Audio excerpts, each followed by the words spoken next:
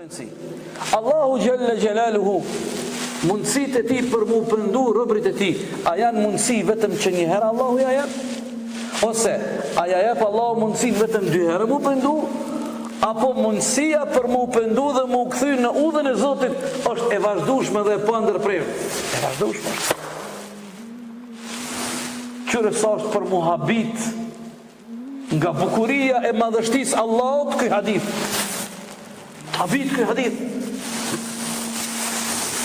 Thot pejgamberi alayhis salam, fol për një rob për robëve të Allahut, që mund është më konë ti bashkë me mu.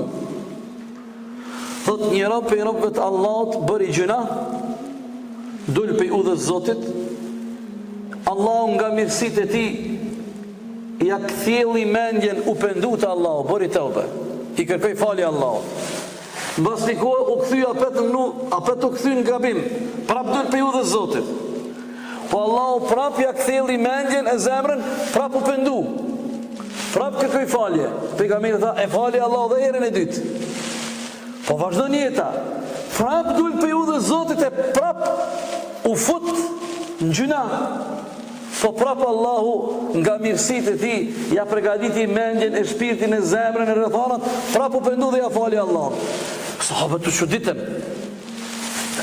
Ky reagimi i çuditshëm e ka një koment. Komenti është, apo bën hajgare kjo me Allahun? Çështja o pendove një herë, apo në gjëna?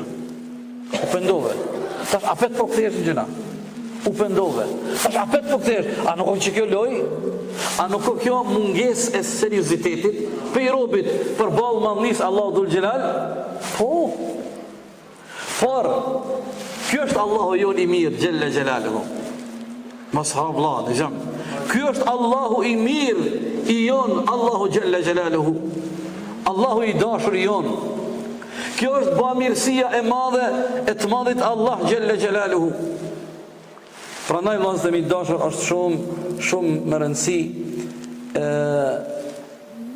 me e kuptu këtë raport të kësaj mirësie të madhe të Allahut ndaj neve, është shumë më rëndësi me e kuptu.